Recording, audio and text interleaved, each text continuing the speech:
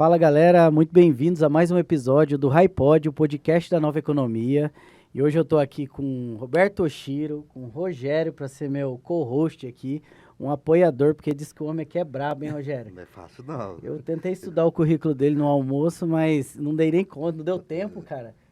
Parecia uma bíblia. Não, ele falou pra mim que era resumo. Vixe, então é pior do que eu pensava. É uma máquina. Roberto Oshiro. Roshiro, muito obrigado pela sua disponibilidade, pelo seu tempo aqui. Eu agradeço o convite. Um convite do Rogério. E eu lendo o seu currículo e seu... Eu resumo um pouco da tua Exato, vida. é Eu por aí, vi, né? assim, muita coisa legal que a gente pode debater aqui para compor esse podcast, que é um podcast que traz um apoio educacional para empreendedor. Legal. E é uma honra, eu vou ler um pouco, vou te apresentar, não preciso ler, porque eu me interessei tanto pelo seu conteúdo, principalmente que está muito em alta aí, umas questões de sucessão, proteção patrimonial. Então eu me identifiquei muito com o que eu quero falar, então não preciso nem ler, para falar um pouco para você da continuidade. Bom, Roberto Oshiro, formado em Direito, especialista em Direito Tributário, e com uma grande especialidade numa das questões muito importantes, que é sucessão patrimonial, gestão empresarial. É um empresário, então não está só, na teoria, né? Então, eu queria saber um pouco de você. Fala aí quem que é o Roberto Oshiro, de onde veio. Então, é um prazer ter aqui no HiPod. Eu que agradeço o convite, Diego, e também Rogério, né? Bom, eu sou uma pessoa simples, né? Eu sou uma pessoa bastante interessada, curioso desde criança, né? E bastante disciplinado, até por conta da cultura, né? Japonesa que vem de família, etc, né? Mas bastante inquieto também ao mesmo tempo, em relação a não se contentar com as coisas do jeito como elas são, né? Sempre achar que as coisas podem melhorar, né? Aprendi muito também com o ambiente do setor empresarial, principalmente da associação comercial, né? Então a gente tem vários amigos e colegas lá, o Rogério é um deles, que essa troca de experiências, né? Essa troca de contatos e ao mesmo tempo também das vivências do dia a dia do empresário, do que ele sofre na pele, né? Então a gente vai aprendendo bastante. Na minha vida também, além da questão do direito, né? Fui muito sempre envolvido com a área de construção civil, empreendimentos imobiliários. Desde de criança já fazia projetos junto com meu pai, porque meu pai era engenheiro, né? E consegui aprender bastante também com os empreendedores do setor do ramo imobiliário. E é uma questão que apaixona bastante. Até hoje eu sinto um pouquinho de falta de ter algum empreendimento em andamento, porque você pegar um terreno do zero e construir alguma coisa... É muito legal? É muito legal, é muito satisfatório, né? O direito é um pouco diferente. O direito você mexe com o problema das pessoas, né? Você mexe com as dificuldades que as pessoas tiveram em determinado momento. O advogado, para a parte contrária, sempre é bem mal visto, né? E para o cliente dele, às vezes, ele não está fazendo tudo o que ele pode, até porque a gente tem muita dificuldade com o nosso poder judiciário. Eu prefiro sempre um bom acordo do que uma demanda ruim, né? E atuar no preventivo, como você disse mesmo, no planejamento, porque o contencioso hoje no Brasil ele é muito custoso para o empresário de uma maneira geral. Ele prejudica demais o ambiente de negócios do país. Então, essa insatisfação com algumas coisas que a gente foi vendo ali no âmbito da associação comercial, que os empresários sofriam no dia a dia, fez com que a gente se desenvolvesse também em algumas outras áreas. Ô, Roberto, você falando, você é praticamente um empreendedor multisserial, né? Tem vários negócios, isso é muito legal. Isso vem um pouco da sua raiz, assim, desse empreendedorismo. Eu vi você citando seu pai e eu nos bastidores aqui, a sua família é de Okinawa, né? Sim, sim, sim. E o pessoal de Okinawa é muito empreendedor. O empreendedor acho que é um empreendedorismo milenar, né? Então, quando vieram para Campo Grande, se estabeleceram aqui, né? E desenvolveram muitos negócios, vários ecossistemas de negócio, né? A comunidade, de Okinawa principalmente. Me fala um pouco aí de se isso vem dessa sua história e de saber um pouco dessa história, é sempre legal. Eu acho que sempre tem um pouco dessa participação hereditária de antepassados, né? Eu acredito muito nisso, até por conta da nossa cultura. Meu bisavô já veio para cá porque eles saíram de Okinawa, porque estava com dificuldade, né? O empreendedorismo também tem um pouco disso, né? Ele começa com o empreendedorismo por necessidade, depois o empreendedor acaba gostando, né? E ele tem muito mais arrojo e casca grossa para enfrentar os problemas do dia a dia, né? Tem um ditado japonês que meu amigo Rogério Tsukamoto, que é da área de gestão de empresa familiar, foi coordenador da FGV nesse ramo, ele diz, né? Toda educação tem que ter um pouco de frio e um pouco de fome. E isso Olha faz, só porque a que dificuldade interessante. faz com que o ser humano se desenvolva. Se você tem uma educação completamente fácil, né, tudo acessível, você nunca teve nenhum tipo de sabor, nenhum tipo de constrangimento, nenhum tipo de decepção. Então, você não vai estar tão preparado para a vida, né? Aquela época também era uma época diferente de agora. Você não Muito. tinha energia elétrica acessível, você não tinha água Era potável às outra vezes, realidade, era né? outra realidade, né? Então eles vieram para cá primeiro para trabalhar na estrada de ferro, depois Nossa, que legal. criaram aqueles bolsões também das hortaliças, etc., Área das verde, criações, né? né? Porque falam, né? Campo Grande era uma ilha de turcos cercada de japoneses por todos os lados, entendeu?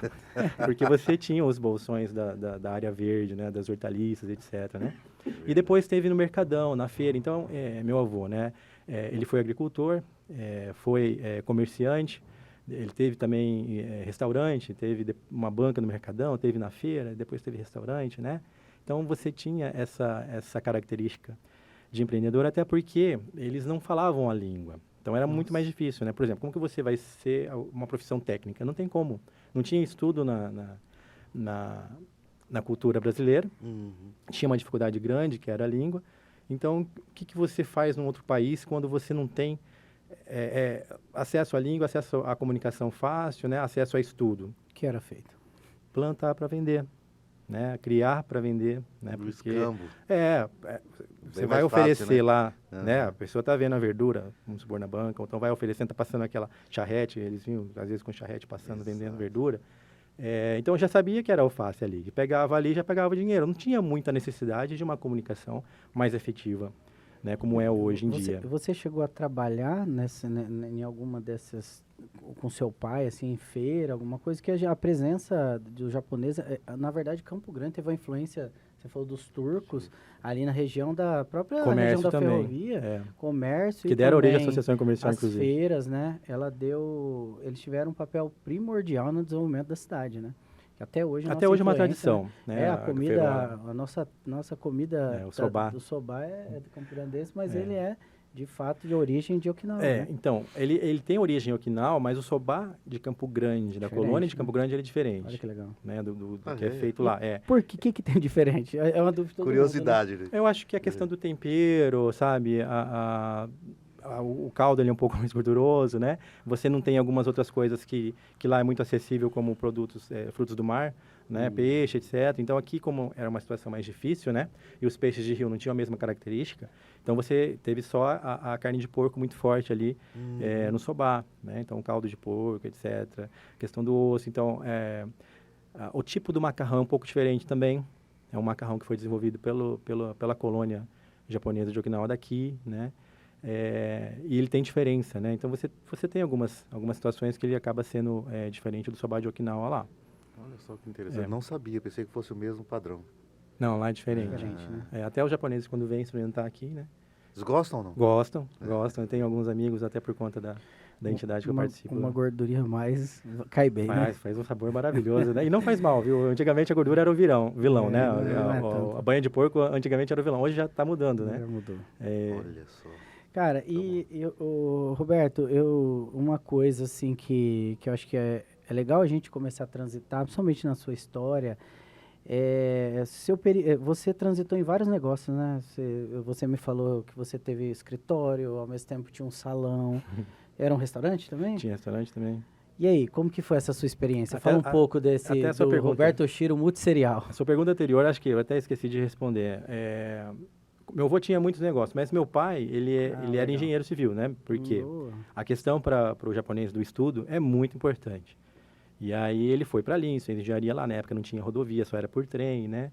E aí quando ele formou, meu avô e meu tio mais velho, que era o irmão mais velho do meu pai, eles começaram a trabalhar também como mestre de obra na construção civil. Quando eu nasci, eles já atuavam basicamente só em construção civil, né? Então não tinha mais barraca na feira, eu acho que não tinha mais no Mercadão e não sei se tinha um restaurante quando eu nasci, que foi em 77, né? Na década de 80 já é certeza, porque aí eu já estava maiorzinho, já sabia.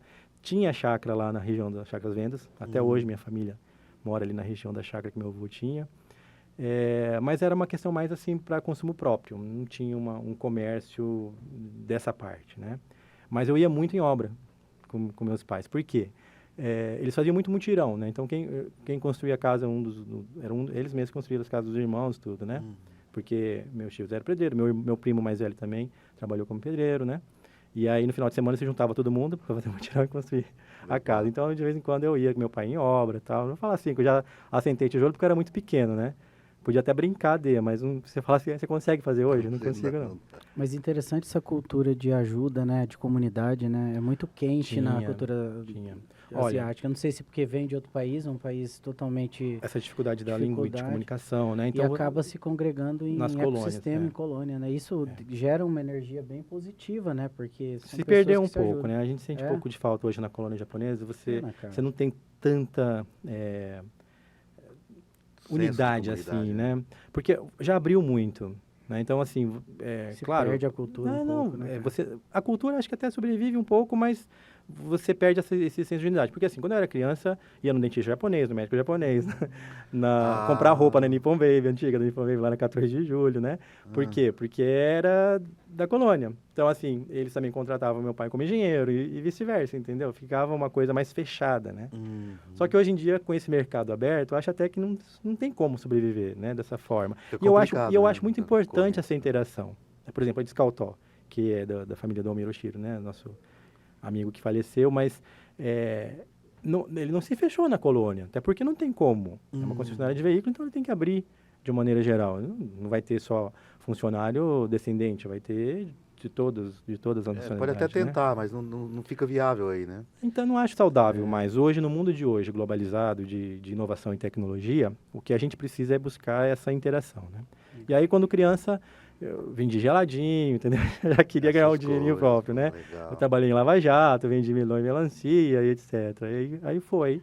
E aí, depois de adulto, acabou acontecendo meio que naturalmente. Eu tinha escritório de advocacia, tinha uma construtora de empreendimentos imobiliários, tinha um salão de beleza, tinha um restaurante. Mas isso também, o que acontece? Você se desgasta muito, concorda? Muito. Né? Então, você começa a ter alguns problemas familiares por conta disso, né? E não era só eu, né? Por exemplo, eu tinha que cuidar da advocacia da outra empresa e a minha esposa ficava no salão e no restaurante e com 2 filhos e grávida mais do terceiro. Então, assim, não dava. Chegou um momento que a gente falou assim, não, vamos parar, né? E a gente morava numa cobertura de um prédio, foi morar numa chácara. Burnout. Aluguei uma chácara de um cliente. Burnout. Porque estava quase isso, entendeu? E aí a gente fechou o restaurante, porque a gente não conseguia vender. Vendeu o salão de beleza, que é um negócio que eu acho bastante interessante. E também eu parei com a atividade de construção civil para poder focar. Foi dar uma descansada. Mais ou menos, né? Porque na parte jurídica começou a ampliar o trabalho. Muito interessante essa colocação sua de não dar conta, né? Hoje tá fácil, entre aspas, essa multidisciplinaridade aí na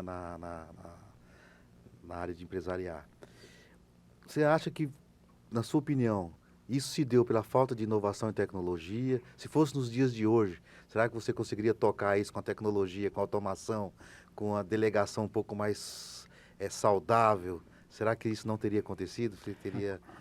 Eu vejo assim, não. talvez a tecnologia sempre potencializa aquilo que você já tem. Eu tive sempre muita dificuldade de delegar, por conta do perfeccionismo, né? A maioria dos bons advogados são perfeccionistas. É extremamente difícil a gente conseguir delegar, né? E eu acho que o empresário, ele tem que trocar o ótimo pelo bom. E conseguir achar pessoas e saber administrar e gerenciar pessoas. Eu fui aprender isso depois. Né?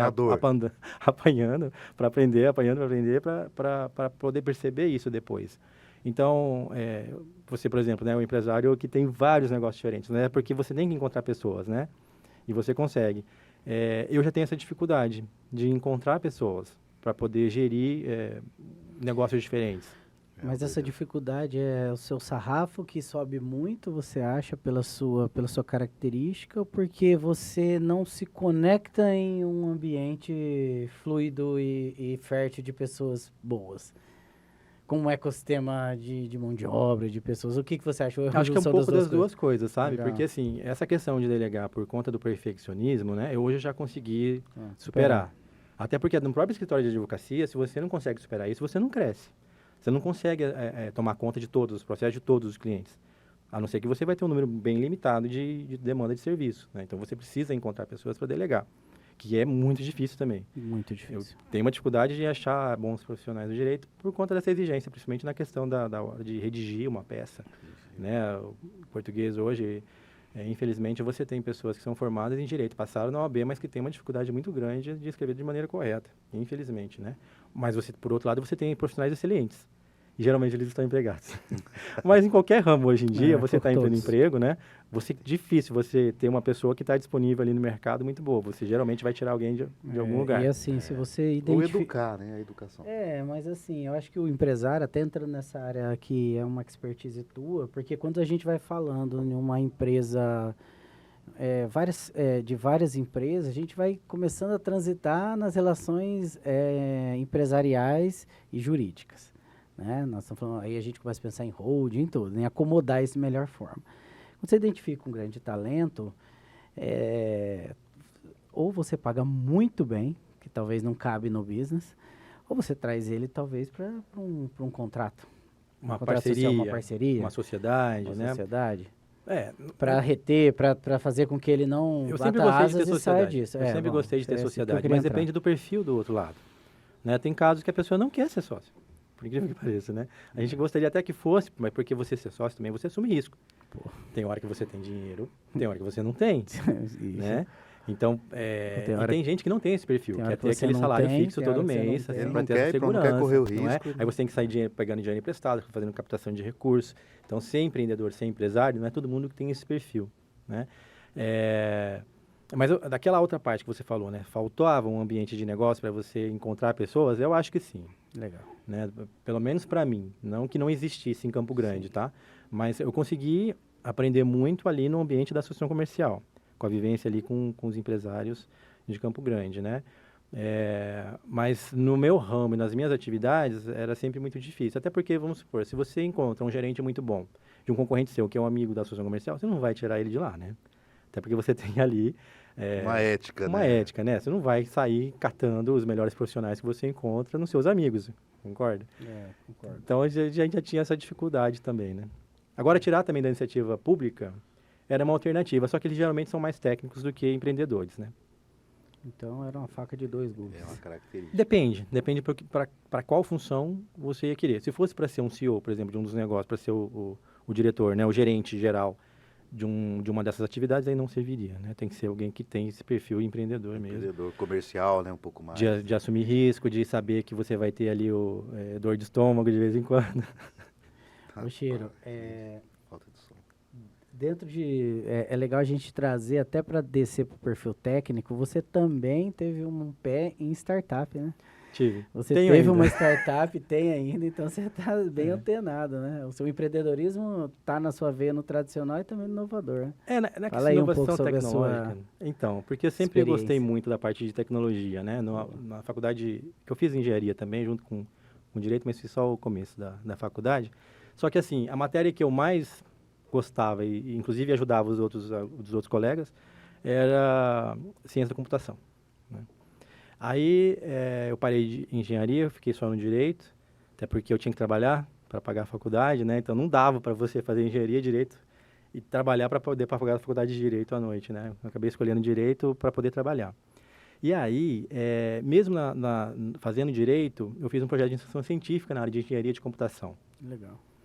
Que eu desenvolvi um sistema de gerenciamento, porque eu trabalhava numa construtora, e aí eu desenvolvi um sistema de gerenciamento de construtora, né? E aquele projeto era de fibra ótica, porque não tinha... Fibra ótica não, era cabo de rede, aquele azulzinho, categoria 45, para trançado, né? De implantação de projeto de rede e tal, numa empresa. Aí eu coloquei um pouquinho da parte comercial, um pouquinho de gerencial e um pouquinho da parte jurídica também, porque eu sabia alguma coisa para poder encaixar lá no projeto de iniciação científica. Por conta desse sistema que eu desenvolvi, quando eu saí daquela construtora que era de obra pública, eu estava bem estressado já aos 18 anos, e aí eu fui trabalhar no escritório da Jane Resina, né, como estagiário.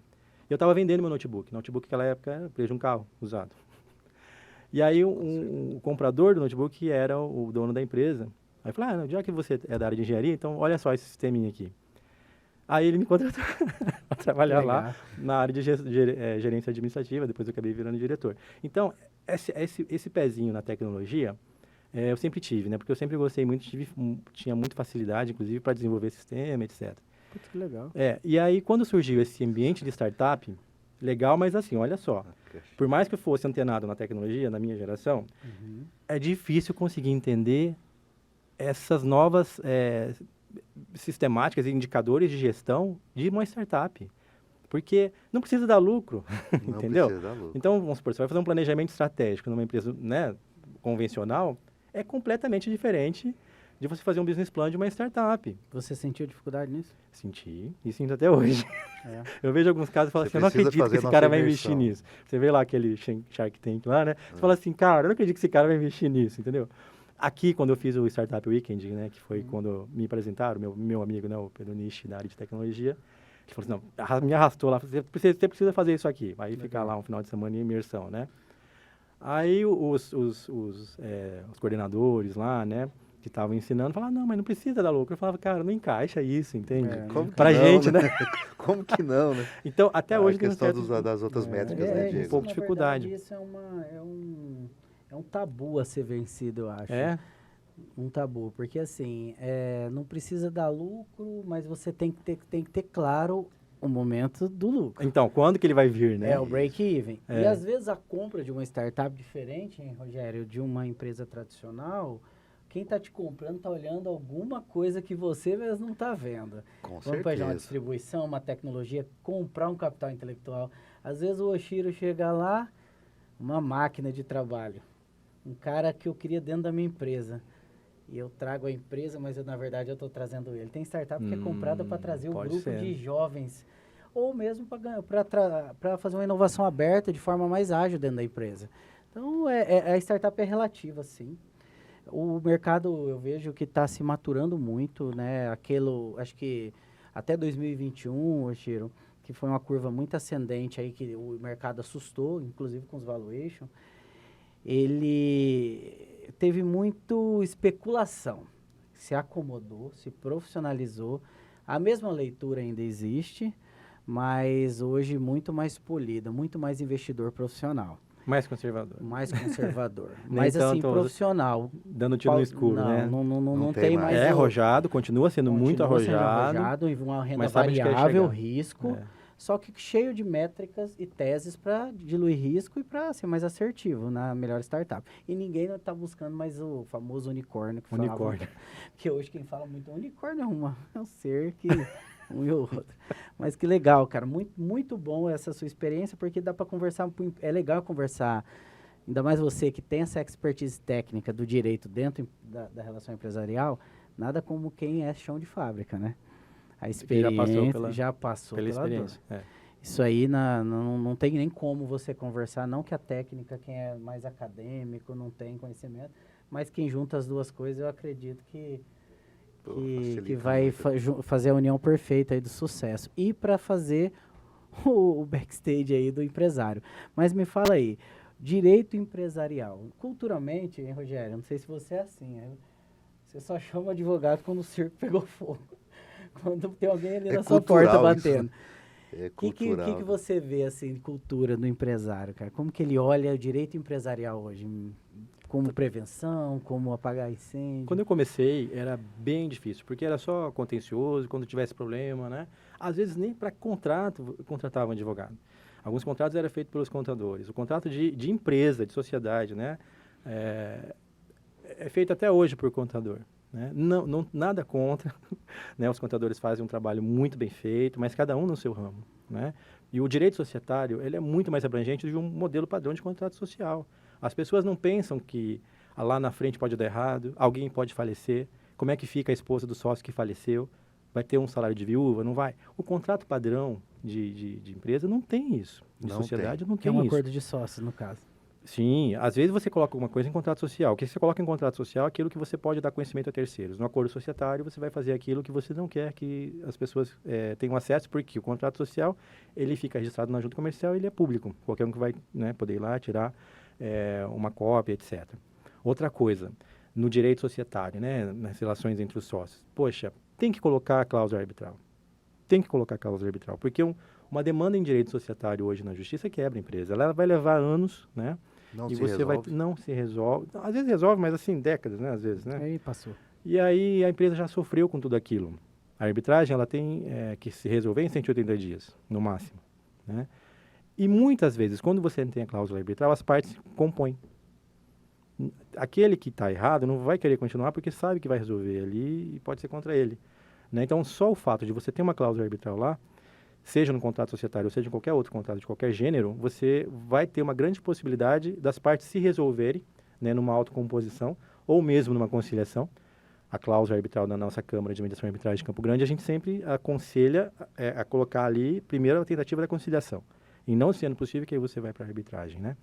Mas hoje o empresário, ele já percebeu que o planejamento e a consultoria jurídica preventiva é muito mais barato. Parece que pode ser mais caro, porque você tem um valor de conhecimento técnico mais abrangente, você tem horas de trabalho de consultoria maiores, mas ele vai evitar você ter problemas no futuro. Não só as custas com o advogado, porque elas são muito mais caras depois de uma eventual ação, porque depende do valor da demanda, quanto também na própria resolução do problema jurídico. Ou, às vezes, no tempo que essa demanda vai ficar existindo sem resolver o problema.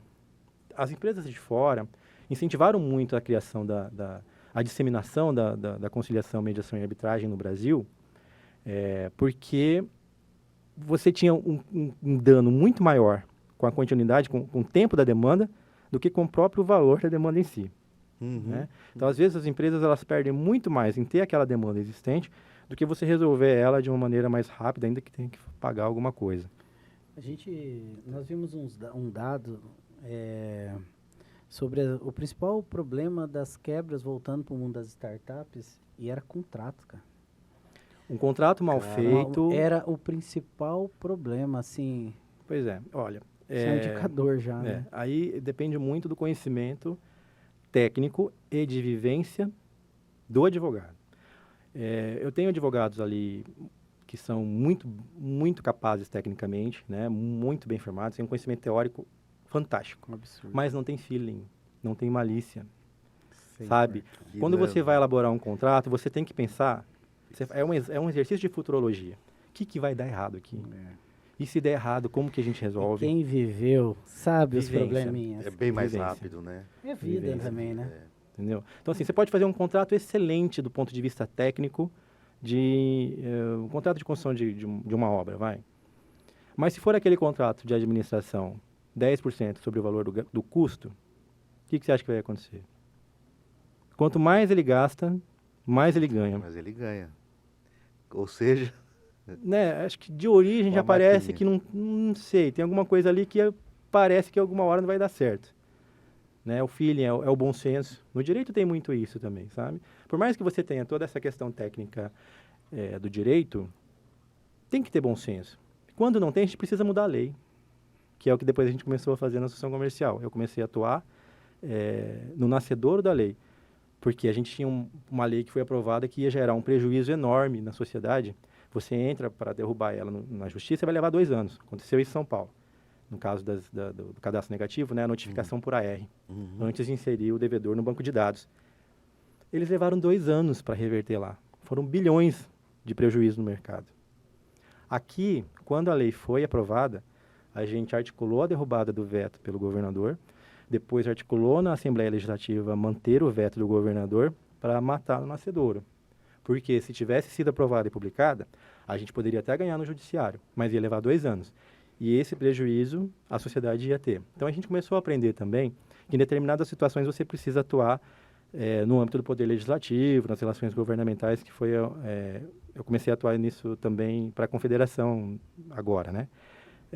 Mas como você disse, o empresário, ele tinha essa característica, está mudando, não mudou 100%. Hoje tem muita gente que contrata consultoria, contrata o compliance, né, contrata o preventivo, o planejamento tributário, o planejamento sucessório e societário, a proteção patrimonial das empresas familiares.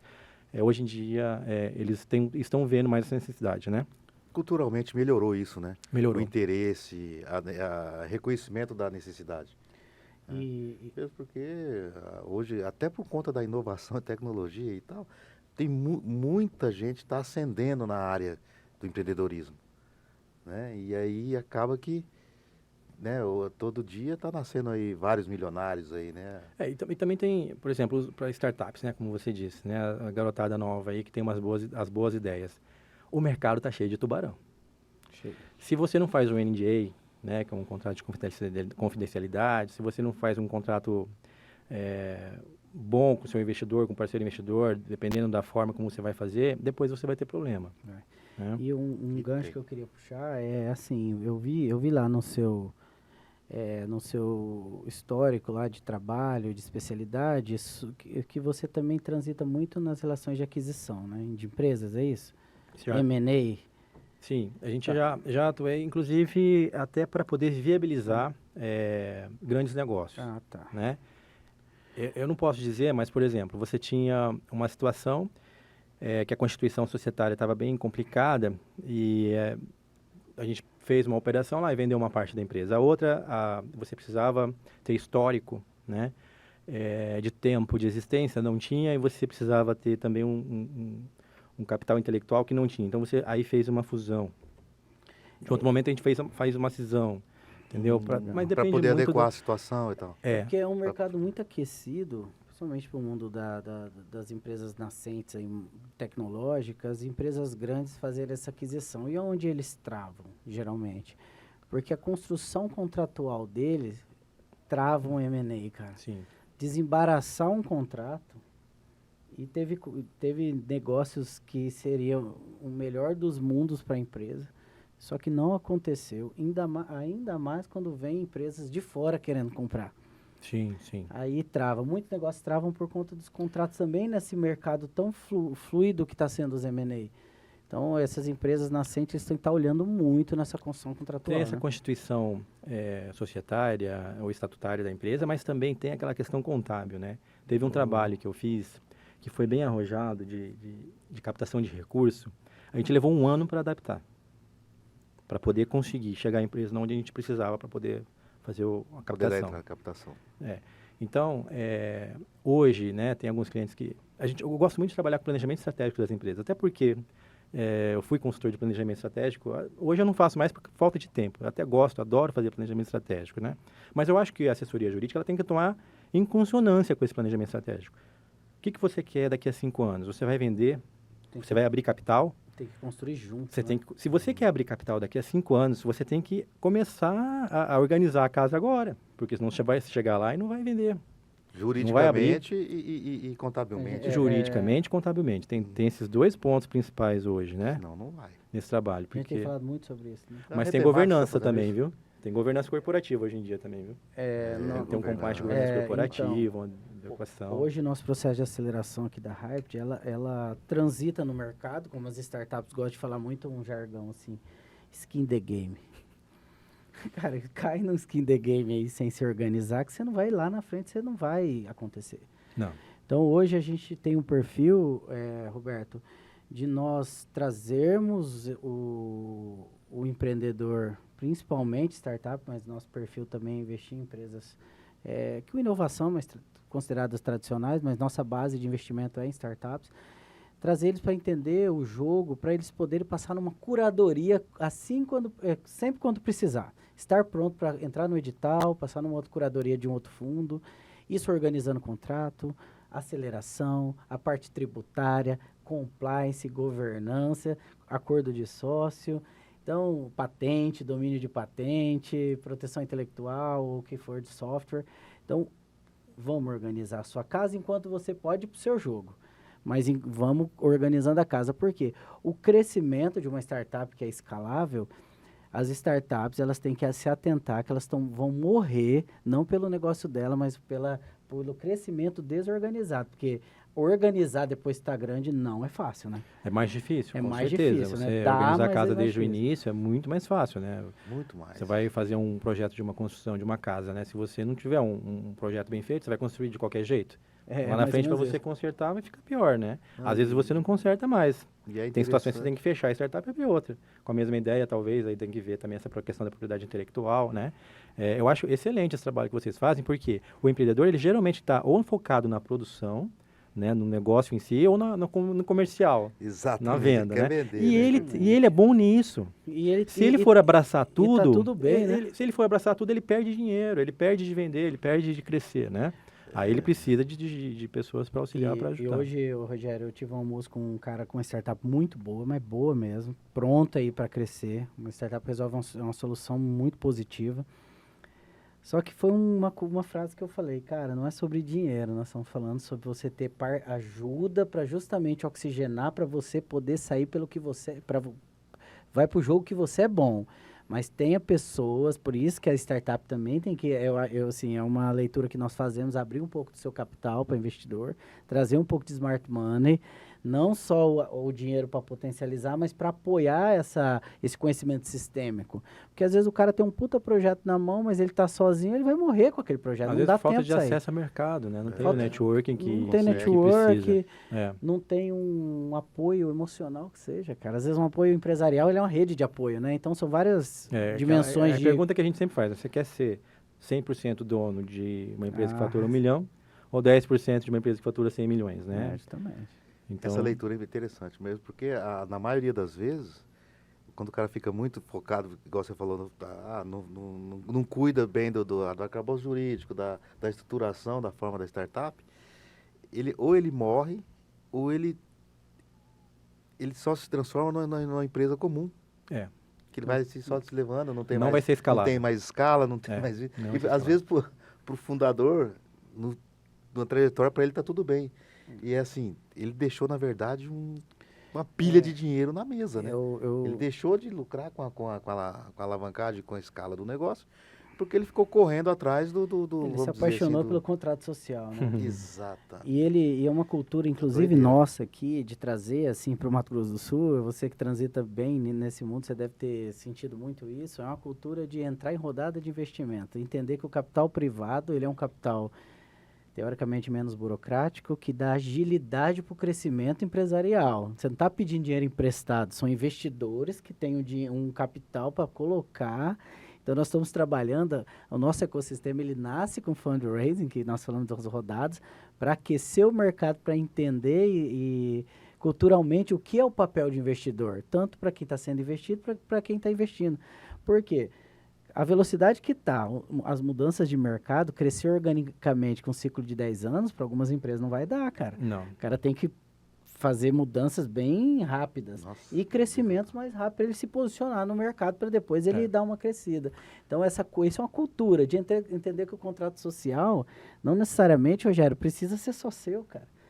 Né? Receba um aporte para resolver uma solução, para colocar gente que vai te ajudar para você conseguir sustentar a velocidade que o mercado está pedindo. Porque enquanto você está pensando, tem 1 milhão de pessoas no mundo pensando. Não se inventa a roda mais, né? Ah, É não. muito difícil. E hoje em dia, acho Salva que as o empresas consenso. mato-grossenses vão enfrentar essa dificuldade. Elas já estão sofrendo. A gente vê lá no sul comercial essa questão do e-commerce, etc, né? Boa. Parece que deu uma travadinha agora por conta dessa tributação da Shein, mas não se sabe até quando isso vai se sustentar. E mesmo assim, o custo, se a pessoa colocar na ponta do lápis, ainda fica mais barato. Mesmo com a questão tributária. Sim, né? claro. Porque você tem um outro problema do custo Agilidade. Brasil, que não é só os impostos. O custo Brasil é muito mais do que isso, né? O excesso de burocracia, o excesso de regulação, o custo sobre mão de obra, sobre folha de pagamento, que é absurdo. Né? O Marco Sintra, um amigo nosso, né? Ele sempre diz, né? É a pior dos mundos você tributar a mão de obra, né? Você tributar o emprego. A gente gostaria muito que não houvesse tributação sobre folha de pagamento, né? Sobre o emprego. Hoje a pessoa que ganha R$ 2.500 custa para o empresário R$ 5.000. É muito caro. É muito caro. Então, isso faz parte do custo Brasil.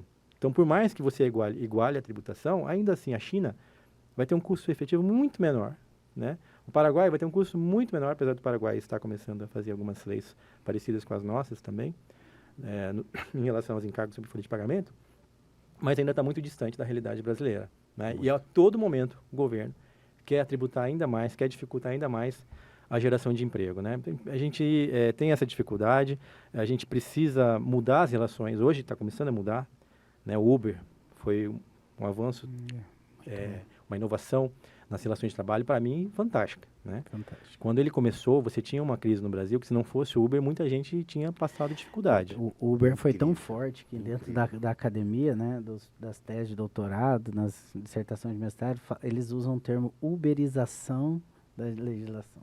das relações de trabalho, relações porque de a trabalho. legislação continuava a mesma. Das relações de trabalho. Pois é, mas agora o governo está querendo retroceder nisso. A todo momento você tem iniciativa privada, você tem a inovação tentando puxar, fazer acontecer, e aí você tem o governo sempre tentando, sabe, frear isso, trazer para trás, retroceder. É uma briga entre a iniciativa privada e a força do Estado para querer estatizar tudo, né? Então, que acaba deixando o ambiente empresarial tóxico. É um ambiente de negócio quase inexistente, ele inviabiliza. Você tem hoje estados no Brasil, por exemplo, Santa Catarina, é um modelo de ambiente de negócio. Mato Grosso do Sul está querendo chegar mais perto, está melhorando aos poucos, né? Bahia, né? Tá tendo algumas coisas. Bahia está muito bem, cara. A parte tributária, para o empreendedor, né? Você entra e sai com... Mas tem outros problemas gravíssimos de segurança pública e tudo mais. Por exemplo, campeã, né? Então, aí você tem um problema de segurança jurídica que é pior do que a falta de ambiente de negócio. Então, você tem também algumas situações. Né? Na ação comercial aqui, antigamente, você ia perguntar nos bairros, a maior reclamação do empresário, a maior dor era imposto.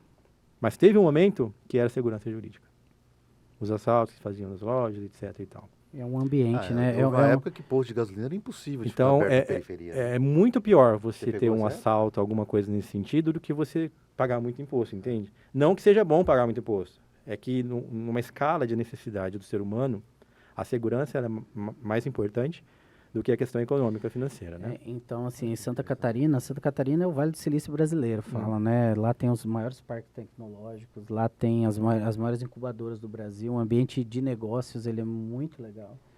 Tem o ISS muito baixo para tecnologia e inovação, então é fluido lá, né? Eu acho que... E a mão de obra é uma cidade também relativamente segura, né? Sim. É uma qualidade cultural também muito grande, né? E isso tem aquecido muito mão de obra, porque você fala o ambiente de negócios, né? Você usa esse termo, né? O ambiente de negócio, ele tem os ativos que são necessários, não é um apenas, né? Tem que ser congregar vários para se tornar um ambiente fértil, é isso, né?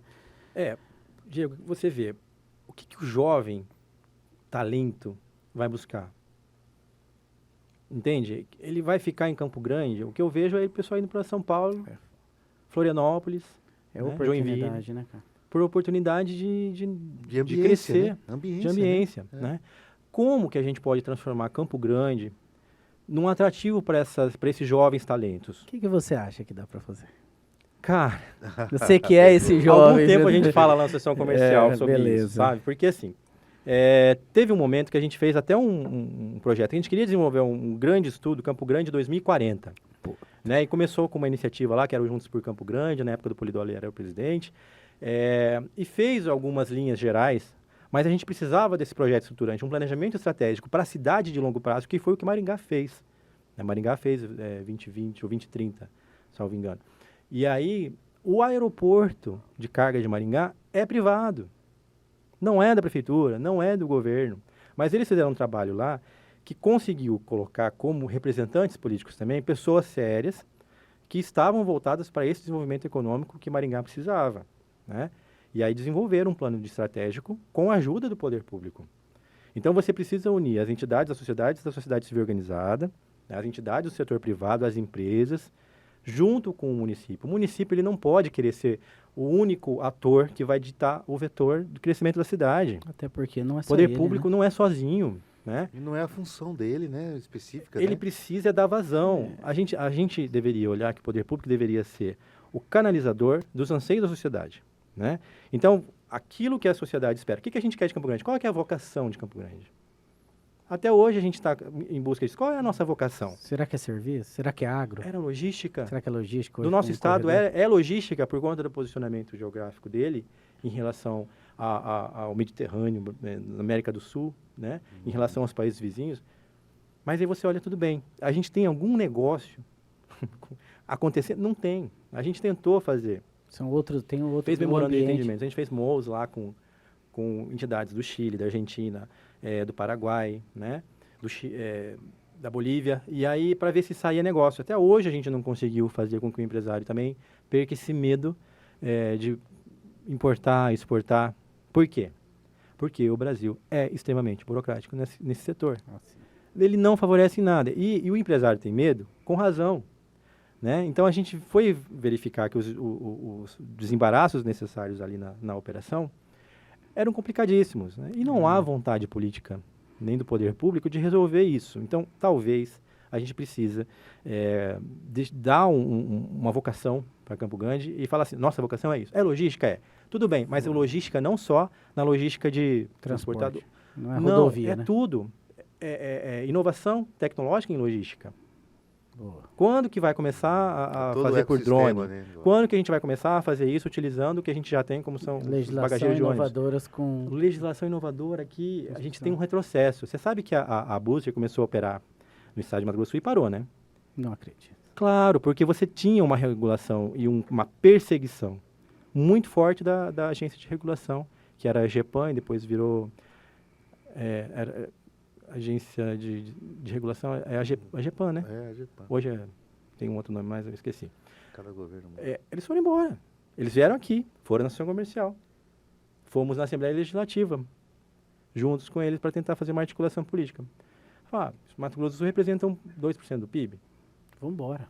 Vou ficar perdendo meu tempo e recurso, porque você tem que mandar pessoas especializadas de relações governamentais para poder tentar fazer um trabalho de regulação. A gente fez reuniões na agência de regulação do Estado. Foram embora.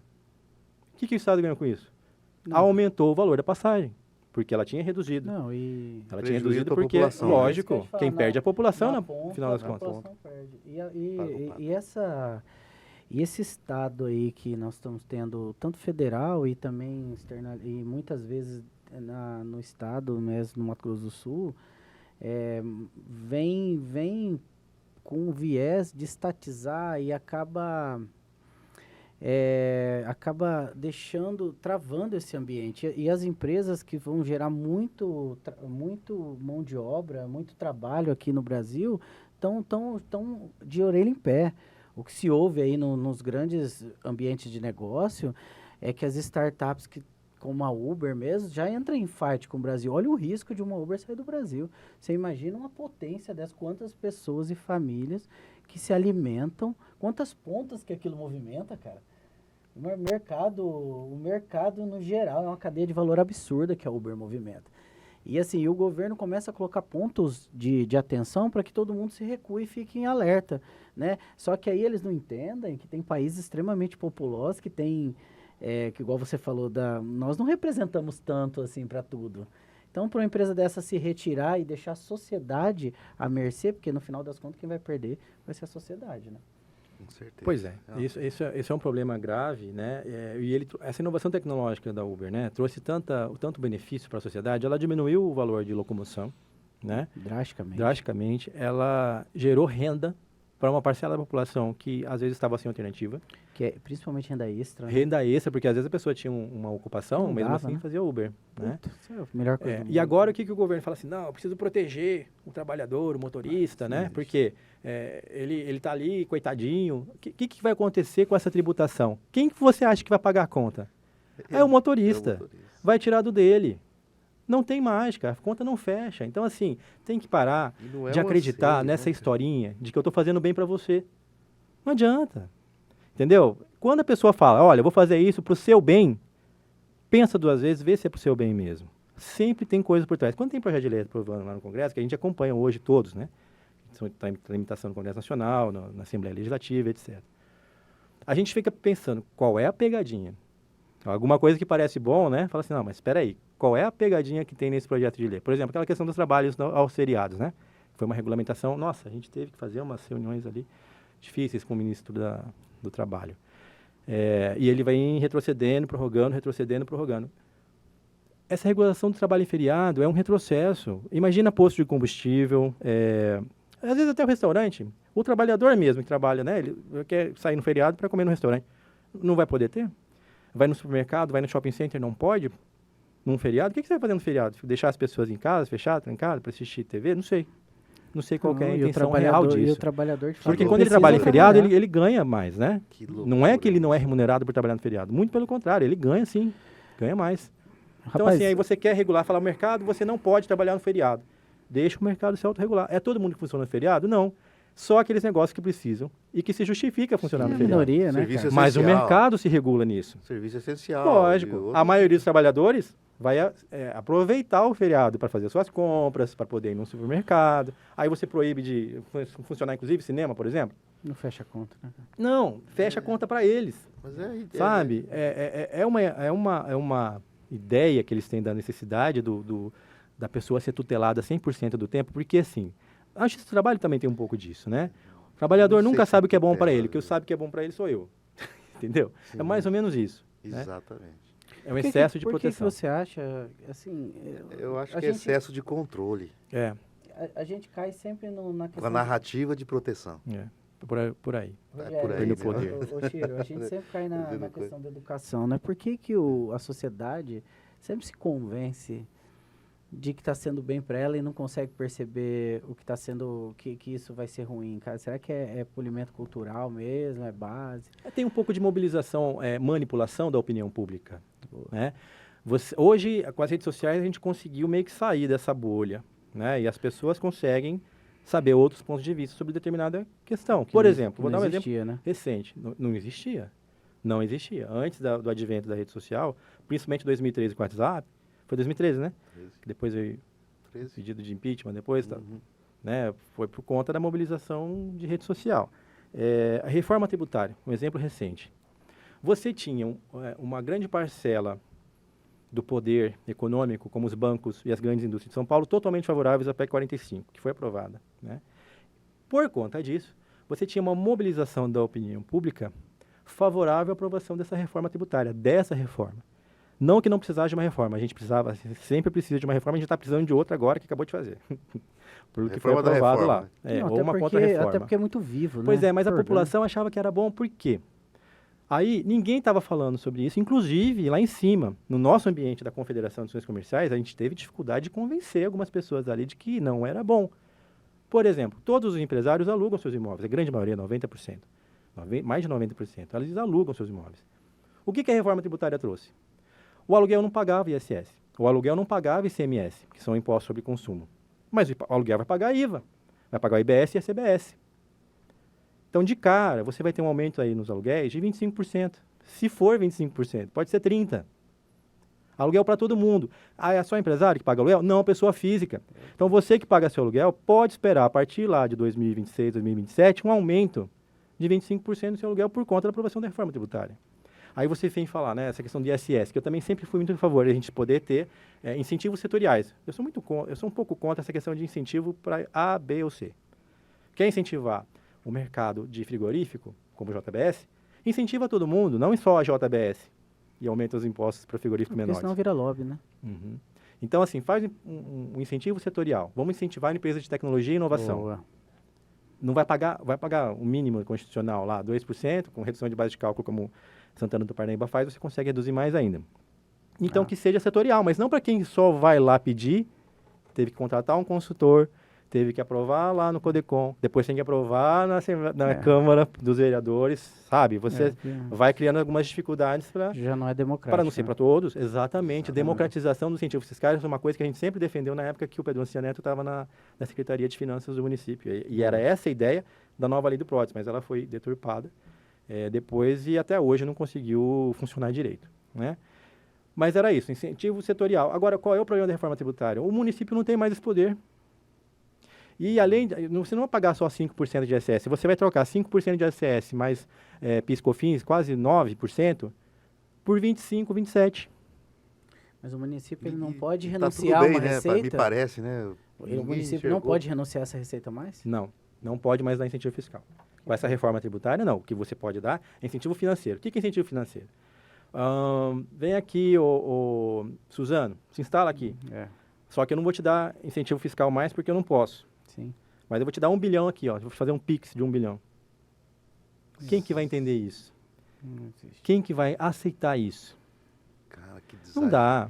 É uma Você vai, não, vou te dar, que esdrúxula, seja né? 100 milhões, eu vou te dar aqui, ó, 100 milhões em caixa, eu vou te fazer um Pix pra você vir pra cá. Não é esquisito? Esquisito. Sabe aquela É coisa muito esquisito. desarrumada? Não tem aquele... Desarrumado, Acho que esdrúxula. Olha, você fala desarrumado. né? Não, tá para fazer regulamentações por leis complementares agora, a gente está trabalhando intensamente lá junto no Congresso Nacional, mas não tem uma perspectiva boa.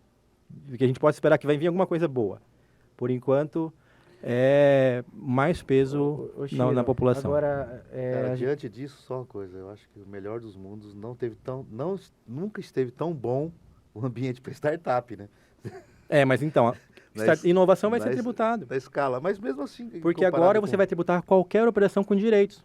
Royalties, qualquer operação com direitos. Não era tributado. Não imposto sobre consumo. Chiro, bom, nós estamos falando aí do ambiente de negócios e vem dois assuntos à tona que tá bem alta. Que o legal é que é um ambiente que você transita muito, que é a proteção patrimonial, né? E também eu queria que tocasse no assunto desse dinheiro que está escapando do Brasil.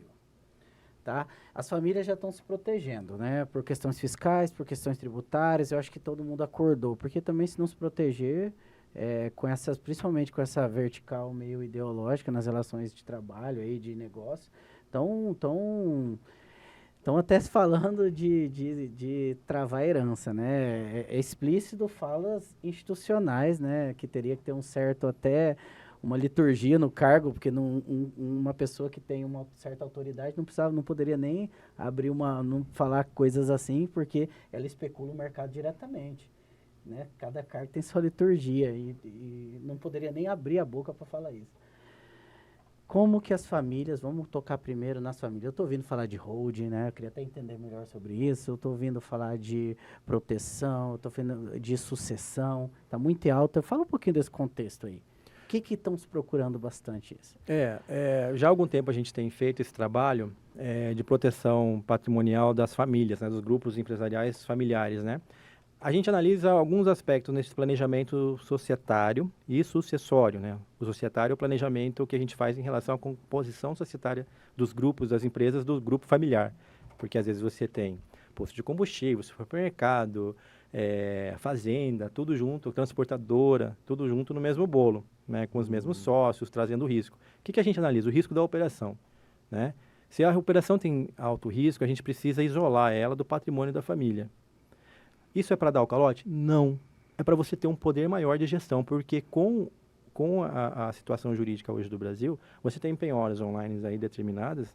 Eu já vi penhora online em conta de fornecedor da Justiça do Trabalho. De fornecedor da empresa. O que é um absurdo. Mas até você ir lá com o advogado, você entendeu? Até você ir lá com o advogado. Cara, você ficou lá com uma semana com dinheiro parado, se for muito rápido. Isso quebra um cara. Demais, eram milhões, não era pouca coisa, não. Meu Deus. Né? Então, você tem situações que se desenham hoje no país, não que você vai proteger o devedor, mas a gente precisa da segurança jurídica para você tomar as suas decisões. Né? Por exemplo, o cara tem lá uma transportadora, um posto de combustível, tem fazenda e uma transportadora, né, de combustível. Se esse caminhão de combustível derramar combustível no lençol freático, aconteceu um acidente na estrada e ele derramou. A multa ambiental é tão grande, mas tão grande que ele perde tudo. Perde a fazenda, perde tudo. É muito pior do que se ele tivesse matado alguém nesse acidente na rua, entendeu? E se matar alguém também, vai responder, né? Então, a gente precisa analisar essa situação, a necessidade dessa atividade econômica nesse grupo empresarial. Então, muitas vezes, por isso que eu gosto de trabalhar com planejamento estratégico. E é customizado, então? É customizado demais. Não. Eu já vi em São Paulo, sabe, alguns planejamentos foram muito mal feitos. Depois, para consertar, meu amigo, pior ainda, você vai descobrir quando tiver ação na justiça. Sim. E aí você derruba grupo econômico, acontece um monte de coisa, né? Com o ano passado, com a última eleição, a gente teve também um movimento de que alguns grupos econômicos familiares quiseram, além de fazer o planejamento, né, a proteção patrimonial, o planejamento societário e sucessório, também colocar um pouco de recurso fora. Porque todo investidor ele analisa uma diversificação da sua cesta de investimentos, né? E você vai analisar o risco Brasil da mesma forma. Então, não que eles saem do país. Alguns saíram. Alguns foram para Portugal, outros foram para outros países, entendeu? Alguns foram embora mesmo, né? Mas alguns não tem como, porque o seu negócio está aqui e ele precisa continuar gerando renda aqui. E a vida do cara está aqui. Né? Mas ele consegue diversificar um pouco para poder diluir o risco. Então, esse trabalho, que eu costumo dizer, a gente nunca zera risco. O que a gente vai fazer é mitigação de risco. A gente vai diminuir esse risco, né? Não vai nunca zerar ele, mas você vai conseguir. E é bom você fazer um trabalho de acompanhamento depois também para você proteger. Risco, né? Agora, não é só essa questão do governo. Você tem uma questão familiar também. né? Tem casos que o marido tem um filho fora do casamento que ninguém sabe. O advogado vai ficar sabendo, vai ter um testamento.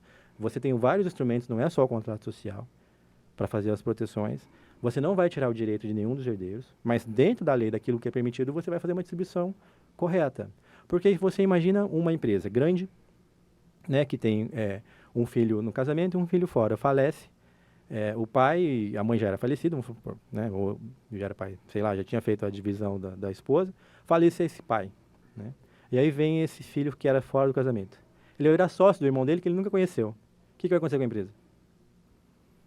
Vai virar uma disputa judicial durante 5 anos, e até lá o que vai acontecer com a empresa? Entre esses dois irmãos que nem se conheciam.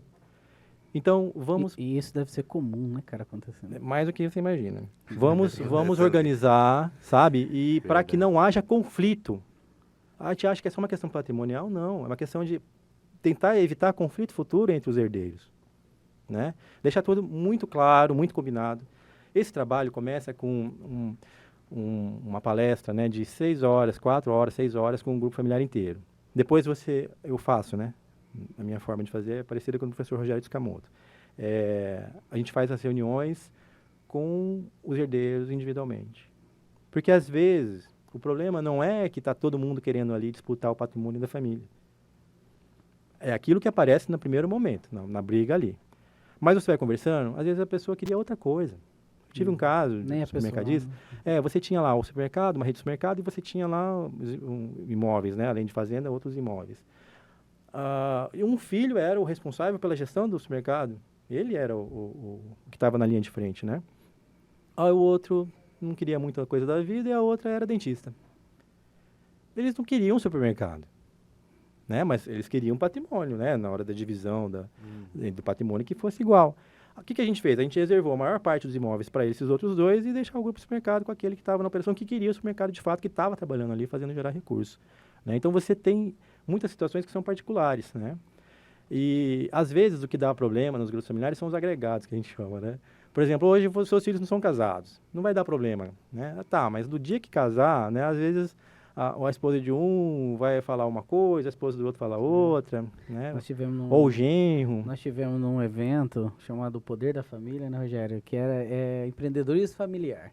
Uma pauta foi sucessão. E uma das pautas dentro desse assunto era justamente quando os filhos casarem. Os agregados da Os família, agregados. né? Esse daí começa a dar problema, sabe? E o que a gente faz? Por exemplo, eu sempre aconselho casamento e separação total de bens. Dependendo do tamanho do patrimônio, as pessoas às vezes se aproximam para se relacionar, tendo em vista o patrimônio. Vamos proteger seu filho? Vamos colocar aqui, aí é no acordo societário, não é nem um acordo societário, é um código de conduta que precisa casar, porque você não consegue obrigar, lógico. Você não consegue obrigar alguém a casar por um determinado regime de casamento. Mas você consegue colocar ali nesse documento que os filhos precisam casar em separação de bens. Né? Então, aí começou a namorar, começou a dar tempo, já fala isso.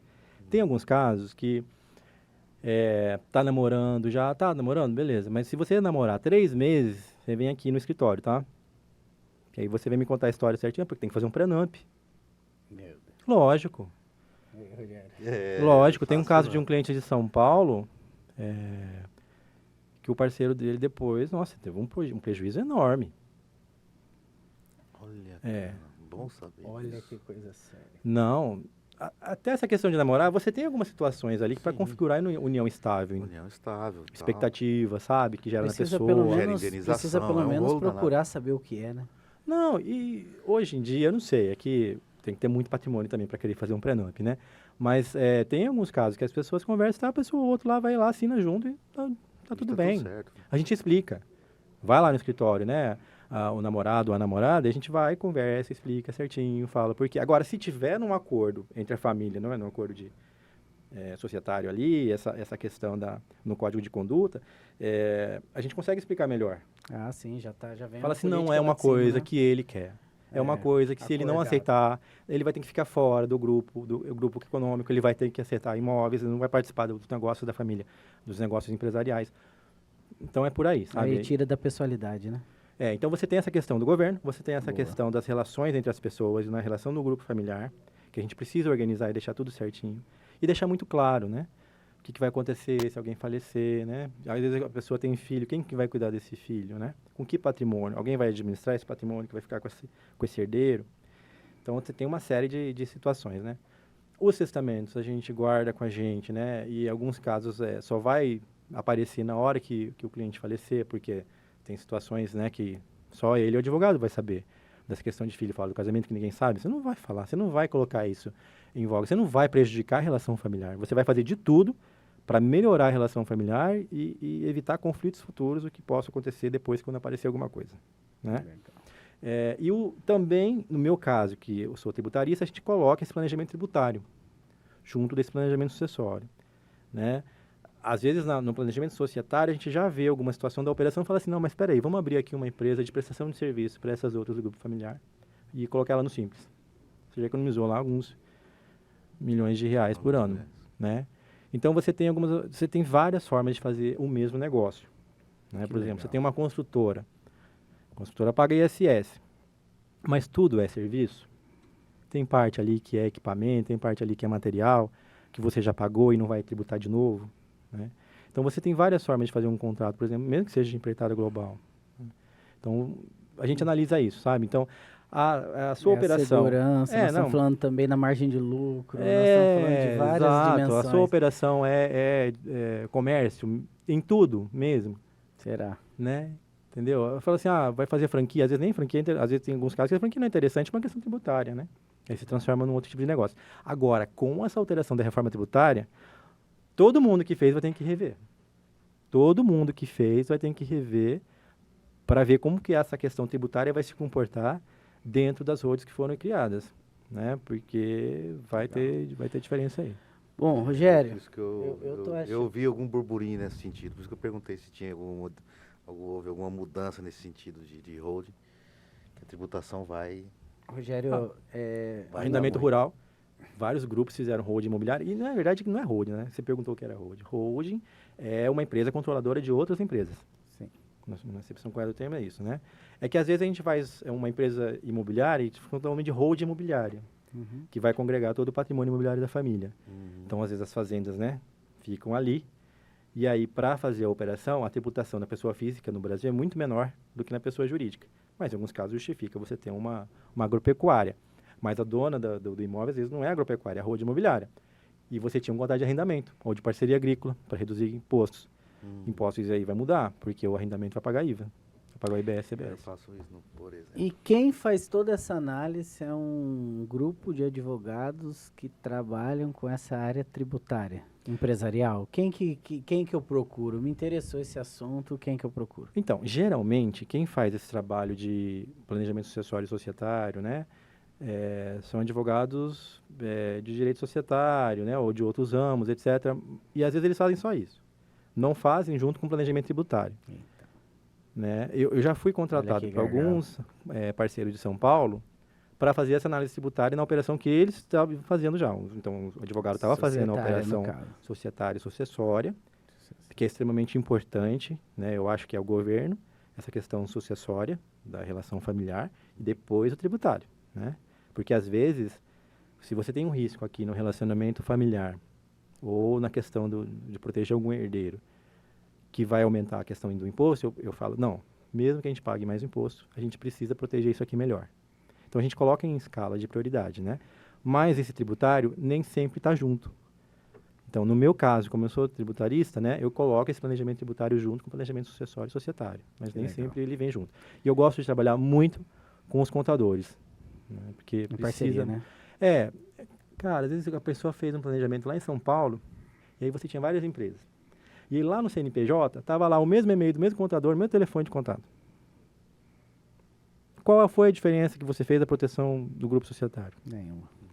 Você até fez, mas deixou rabo, sabe? Deixou resquício. O endereço mesmo. Cara, contrata um coworking. Coloca seu endereço no endereço fiscal de um coworking, etc., que é muito melhor. Ah, mas vai ter o custo mensal muito mais barato do que dar um problema. Se colocar tudo no mesmo endereço, porque aí você vai ter a informação do grupo econômico de qualquer jeito. Né? É muito mais difícil de você... E até em praça, né? Em praça que é mais viável a taxa, né? Sim, dependendo do tributo, né? Do tributo, da atividade que você está desenvolvendo. Muitas empresas a gente coloca lá em Barueri, lá em Em Alphaville. A minha Por que, lá. que as grandes empresas de tecnologia estão em Alphaville? ISS de 2%. Não é só porque tá o Pablo Marçal lá, não. Não, inclusive o Banco Já Digital tá lá. tá querendo sair, já fica... É, O Banco Digital tá lá. Tá lá. Tá certinho, tá vendo? Fez um planejamento Operação bem de feito. crédito, etc, etc. É, Bom. tá tudo lá. gente, é Isso assim, eu acho que, primeiro que eu fiquei muito convencido de Ah. como a gente precisa se debruçar, esgotar esse assunto para você que tem família, para empreender, né? Eu acho que isso aí tem que nascer bem na base. Você tem que, eu vejo que tem que trazer como uma das dimensões para se abrir o negócio. Não abrir antes de pensar isso. Isso aí eu já fiquei convencido. Dá um pouco de medo, né? Quando você vai falando, você fala, pô, tem muita coisa a se pensar, né? Porque não é tão simples assim, precisa de profissionais. Mas eu achei muito rica essa conversa, viu, Chira? Nós transitamos em muita coisa legal, mas você justificou a Bíblia lá que você mandou do seu currículo. A Bíblia Não, mas boa. eu falo assim, cara. ô, Nem é Chira, currículo, é um juntado de um monte de coisa. não, mas foi muito legal, cara, porque foi muito rico. Eu acho que foi muito legal. Não técnico, tá?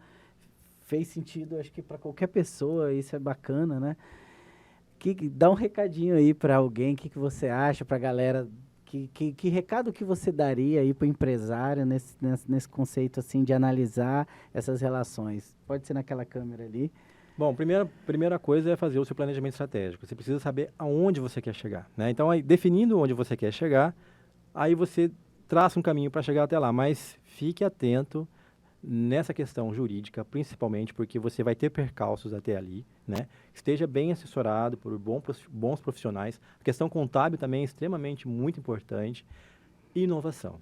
No mundo de hoje, é muito difícil você não pensar no planejamento estratégico de 5 anos sem considerar as inovações tecnológicas que estão aparecendo aí, né? E isso vai impactar o seu negócio, sim. Já sentiu na pele com a questão do e-commerce e vai continuar sentindo com essas novas tendências que estão surgindo, principalmente na questão de logística. É isso.